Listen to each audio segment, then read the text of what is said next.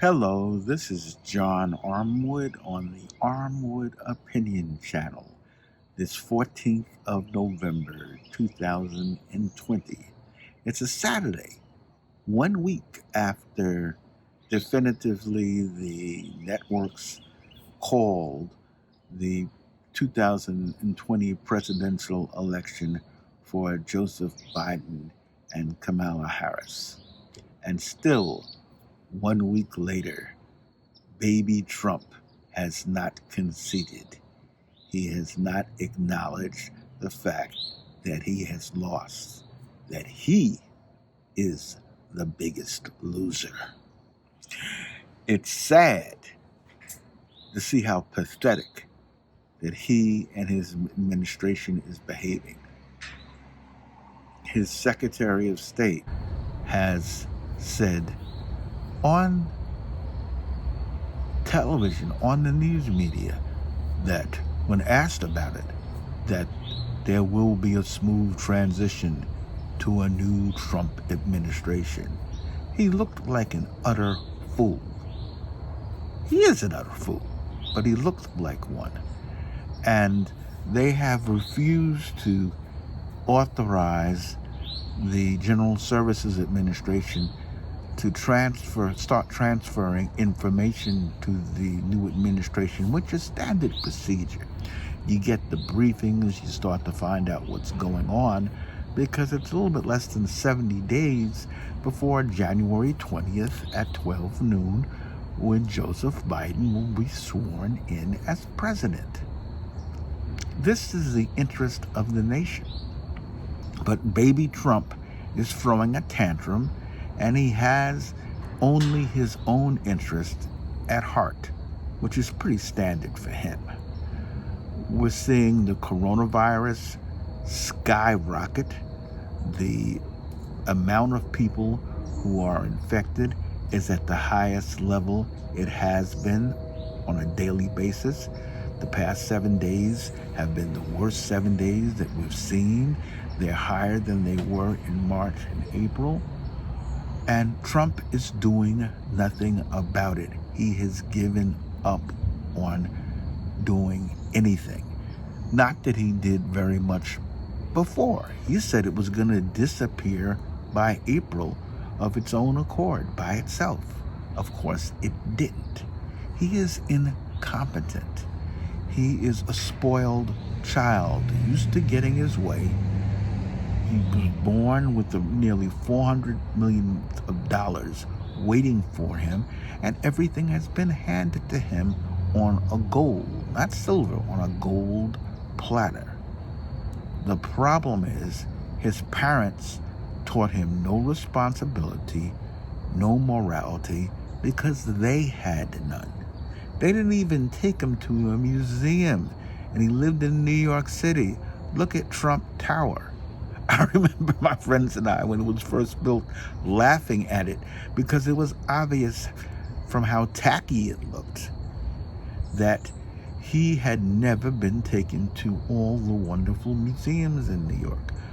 Trump is behaving like the spoiled child he was, with no sophistication, no graciousness, no decency. He lacks common decency, and we, the American people, are suffering as a result of it. Now, people are worrying about him staying in office. To do that, it would have to occur that the Electoral College did not follow the rules that have been set out for it by the various states to vote in favor of the candidate that won the states. Biden has won the election by approximately 5 million votes. It's not close. It is the biggest margin that has been won by any candidate in a presidential election, unseating a sitting president since 1932, since Roosevelt won his first term during the Depression. So this was the win of a presidential candidate during a crisis. Roosevelt beat Herbert Hoover during the Depression. Biden has beaten Trump during the coronavirus. Both of these presidents metaphorically fiddled while the United States burned. That's what happened. And Trump is sulking. Even some of his supporters are protesting today in Washington, D.C. How could our Donald Trump lose? A few of them are downtown Atlanta, Georgia, doing the same thing. It's silly, it's ridiculous, but Trump will be leaving on January 20th at 12 noon. Whether the Secret Service has to carry him out of the White House or not, because as of 12 noon, he will be a trespasser. Theoretically, if the election were a lot closer and the Electoral College came up with the 269 tie, then the choice of who was president would be thrown into the House of Representatives. Then the various state delegations from the 50 states would vote on who would become president. That hypothetical situation is not what we're facing this year. This is not a close election. Trump got his behind spanked by the American public. It's not close.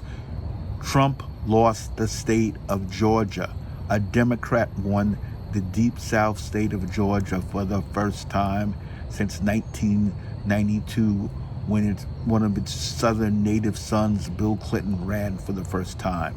And he lost it the second time. Prior to that, it was won when native son Jimmy Carter won it in 1976. Those are the only times Democrats have won it besides Bill Clinton. Trump is throwing a tantrum, but we, the American people, are suffering. We need to punish Republicans. We need to vote, if you're in Georgia, to take hold of the Senate and throw out Mitch McConnell, throw out Lindsey Graham, who's supporting Trump, throw them out of leadership. Pour your money into Georgia if you don't live here. If you live here, please vote. The time for this foolishness is over. People are dying. We're up to around 170,000 new cases coming in, and something has to be done. We need a leader. We need a president, and we need to start the transition. Hit the like button if you like this video. Hit the subscribe button. Once again, you're on the Armwood Opinion channel. Resistance was not futile. We have defeated Trump. Now we have to kick him out of the White House on January 20th. It's real simple. We're going to throw the bum out.